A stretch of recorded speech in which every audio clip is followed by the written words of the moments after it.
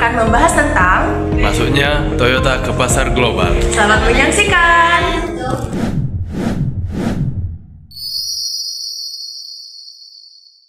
Sebelum kita membahasnya lebih lanjut bagaimana Toyota masuk ke pasar global, kita akan membahas dulu bagaimana sih sejarah dari negara asal perusahaan Toyota tersebut, yaitu di mana? Ya, benar, yaitu di Jepang. Nah, kalau kita bahas tentang Jepang, tentunya pasti kita langsung kebayang ya bahwasanya negara yang maju, rapi, dan penuh teknologi, bukan? Nah, jadi teman-teman, sebelum Jepang itu punya sejarah yang sangat panjang. Jadi peradaban mereka tuh udah ada sejak zaman Jomon, sekitar 14.000 sampai 300 tahun sebelum Masehi. Bayangin ya, udah ribuan tahun yang lalu. Nah, setelah itu Jepang itu sempat masuk ke masa feodalisme. Nah, di mana kekuasaan itu dipegang sama para shogun dan samurai. Nah, di masa inilah budaya disiplin dan kehormatan itu mulai terbentuk kuat banget di masyarakat Jepang. Lalu pada tahun 1868, Jepang mengalami perubahan besar. Nah, yang dikenal sebagai restorasi Meiji. Oke, jadi di masa ini Jepang itu mulai membuka ke dunia luar, terus melakukan modernisasi besar-besaran di bidang industri, pendidikan, dan militer. Walaupun sempat kalah perang kedua, tetapi Jepang nggak menyerah. Mereka malah bangkit dan sukses jadi satu negara dengan ekonomi paling kuat di dunia. Wah, luar biasa ya. Dan sekarang Jepang dikenal sebagai negara maju yang disiplin, inovatif, dan efisien banget, terutama di bidang teknologi dan industri. Jadi kita udah membahas ya bagaimana sejarah dari negara Jepang. Sekarang kita akan membahas bagaimana sejarah dari Toyota itu sendiri dan apa sih visi dan misi dari Toyota itu. Nah, kalau ngomong Toyota, siapa sih yang nggak kenal ya sama merek mobil satu ini? Jadi Toyota Motor Corporation pertama kali didirikan pada tahun 1937 sama Kichiro Toyoda yang merupakan anak dari Sakichi Toyoda, pendiri perusahaan mesin tenun bernama Toyota Automotive Works. Jadi awalnya Toyota cuman divisi otomotif aja dari perusahaan itu. Tapi setelah Perang Dunia Kedua, Toyota mulai bangkit dan berkembang pesat. Nah, jadi mereka punya sistem produk keren, yaitu namanya adalah Toyota Production System atau TPS. Yang intinya sistem ini bikin proses produksi jadi super efisien, hemat, tetapi tetap berkualitas tinggi. Nah, pada tahun 1957, Toyota mulai melebar sayapnya ke pasar internasional. Waktu itu mereka ekspor mobil pertama mereka yaitu Toyota Crown ke Amerika Serikat. Dari situ nama Toyota mulai dikenal dunia sampai akhirnya menjadi salah satu produsen mobil terbesar di dunia. Inovasi juga luar biasa nih, contohnya lewat Toyota Prius, mobil hybrid pertama yang sukses secara global, dan sekarang mereka juga fokus banget ke teknologi ramah lingkungan serta kendaraan listrik. Nah, selain hebat dalam produksi dan inovasi, Toyota juga punya arah yang jelas lewat visi dan misi globalnya. Apa sih visi dan misinya? Visinya adalah Creating Mobility for All, yaitu menciptakan mobilitas untuk semua orang supaya siapapun yang bisa bergerak dengan bebas dan aman. Lalu, misinya adalah Producing Happiness for All. Artinya, Toyota ingin membawa kebahagiaan bagi semua orang lewat produk, layanan, kontribusi positif ke masyarakat serta lingkungan. Sekarang kita akan membahas strategi Toyota masuk pasar global. Yang pertama itu ada ekspor dan pengenalan merek. Toyota mulai dengan ekspor ke luar negeri untuk memperkenalkan nama dan membangun kepercayaan mereka. Nggak langsung bangun pabrik, tapi pelan-pelan mengenalkan diri lewat kualitas produk. Yang kedua itu ada pendirian pabrik di luar negeri. Nah, setelah mereknya dikenal, Toyota bangun pabrik di berbagai negara. Tujuannya supaya biaya lebih murah, waktu pengiriman lebih cepat, dan bisa lebih dekat dengan konsumennya. Yang ketiga itu ada kerjasama dengan perusahaan lokal. Toyota sadar tiap negara punya budaya dan aturan yang berbeda. Makanya mereka kerja sama atau joint venture dengan perusahaan lokal biar lebih mudah masuk pasar. Yang keempat itu ada penyesuaian produk. Mereka nggak jual mobil yang sama persis di semua negara. Desain, ukuran, dan fitur mobil disesuaikan dengan kebutuhan masyarakat setempat. Dan kelima, inovasi dan teknologi. Toyota selalu berinovasi dari mobil hybrid, listrik, sampai sistem keselamatan modern. Semua dikembangkan terus supaya tetap jadi pemimpin pasar. Selanjutnya itu kita akan bahas hambatan Toyota masuk ke pasar global. Meski terlihat mulus, perjalanan Toyota ke pasar global tentu nggak selalu mudah. Beberapa hambatan yang mereka hadapi antara lain. Yang pertama, aturan dan standar yang berbeda-beda.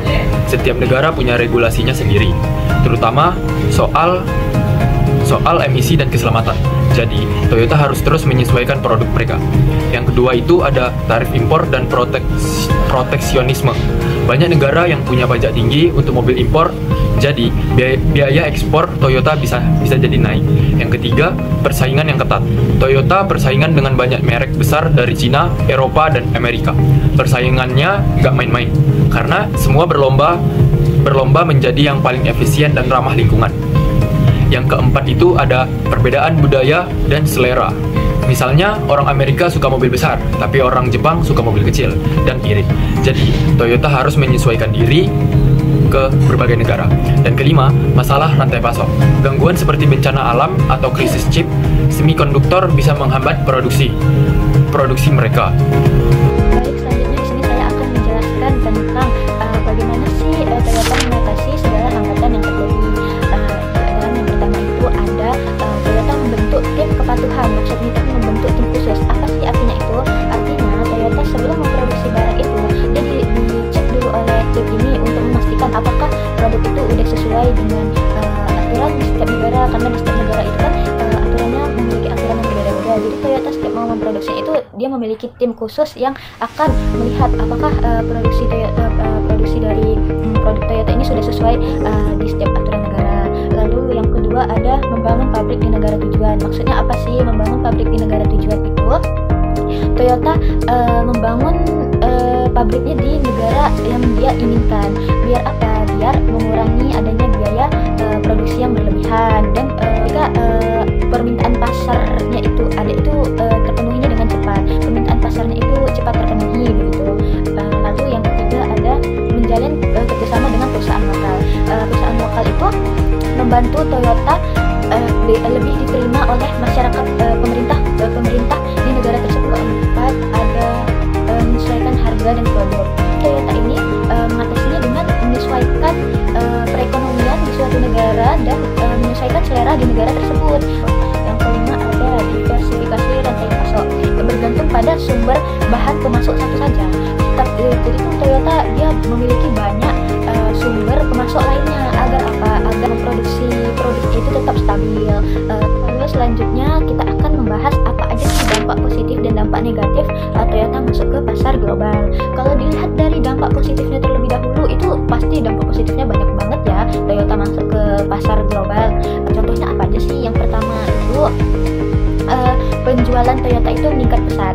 Maksudnya di sini itu Toyota itu dia kan tidak memproduksi produk barangnya ini di Jepang aja, nggak memproduksi di satu negara aja, dia memproduksi di banyak negara. Jadi di situ dengan adanya memproduksi di banyak negara, penjualan Toyota itu meningkat pesat. Lalu yang kedua ada efisiensi produksinya semakin baik.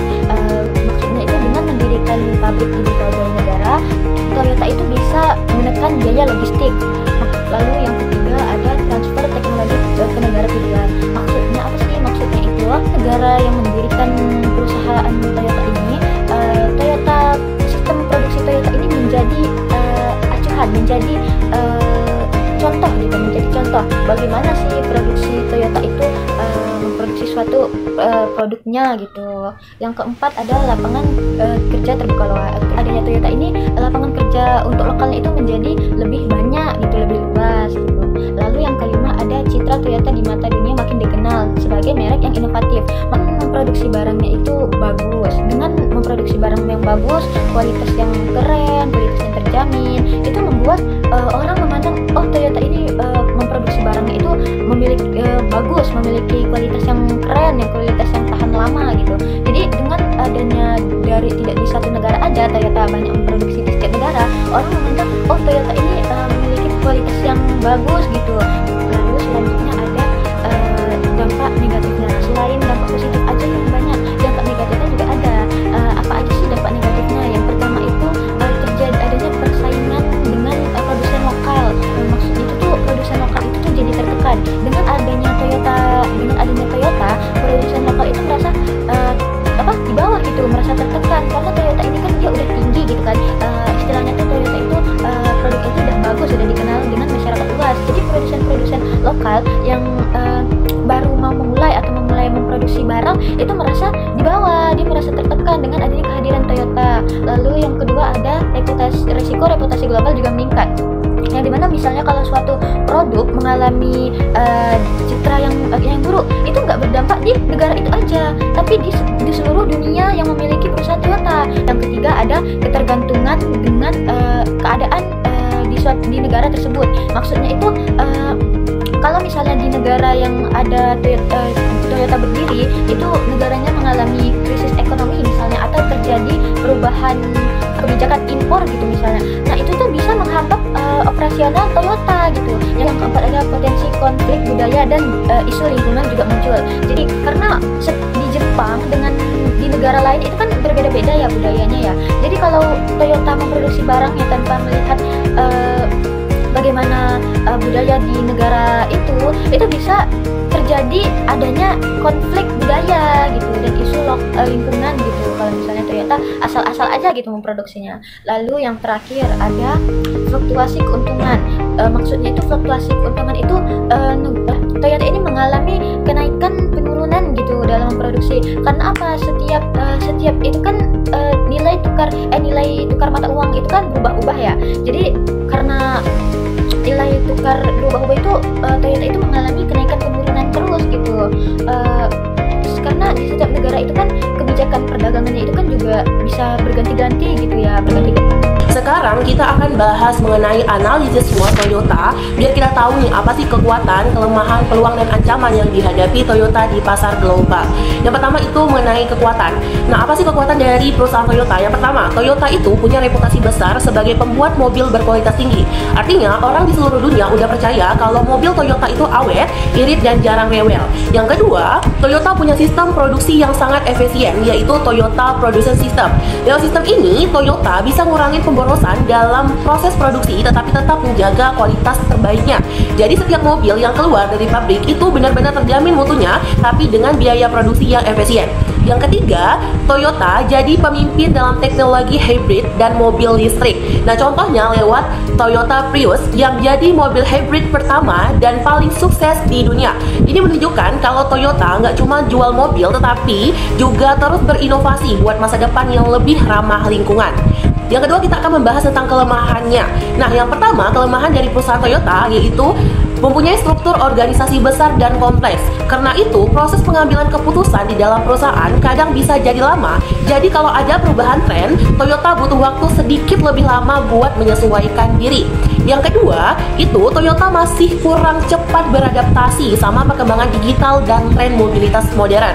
Nah, sekarang dunia otomotif lagi banyak ngomongin soal mobil pintar, konektivitas, dan aplikasi digital. Tapi, Toyota agak lambat masuk ke area itu dibandingkan beberapa pesaingnya. Yang ketiga, Toyota masih tergantung pada rantai pasok global, terutama komponen penting seperti baterai dan semikonduktor lainnya. Nah, kalau ada gangguan pasokan, misalnya karena pandemi atau karena perang atau bencana, produksi mereka bisa terganggu juga. Sekarang kita akan membahas nih bagaimana sih peluang dari perusahaan Toyota. Yang pertama, sekarang banyak negara berkembang, permintaan mobilnya makin tinggi. Nah, ini peluang besar buat Toyota buat memperluas pasar dan jual lebih banyak produk. Yang kedua, ada tren besar menuju kendaraan listrik dan otomatis. Karena Toyota udah berpengalaman nih di teknologi hybrid, mereka punya posisi kuat buat ikut bersaing di era kendaraan listrik penuh. Yang ketiga, Toyota bisa berkolaborasi dengan perusahaan teknologi dan energi hijau. Kerjasama kayak gini bantu Toyota kembangin mobil pintar, mobil listrik, bahkan sistem energi terbaru di masa depan. Dan yang terakhir, kita akan membahas bagaimana ancaman Toyota di pasar global. Yang pertama, pesaing global makin ketat. Sekarang munculnya banyak pesaing kuat dari China, Amerika, Eropa yang sama-sama mempunyai teknologi tinggi. Jadi Toyota harus terus berinovasi biar nggak ketinggalan. Yang kedua, aturan lingkungan makin ketat di seluruh dunia. Kalau Toyota nggak terus menyesuaikan produknya biar lebih ramah lingkungan, mereka bisa kena tekanan dari regulasi dan pasar. Dan yang ketiga, selera konsumen berubah cepat. Nah sekarang, banyak orang lebih tertarik ke mobil yang punya fitur digital, koneksi internet, dan sistem otomatis. Jadi Toyota harus bisa terus menyesuaikan diri biar tetap relevan dengan kebutuhan zaman. Sampai jumpa di next video selanjutnya. Bye-bye.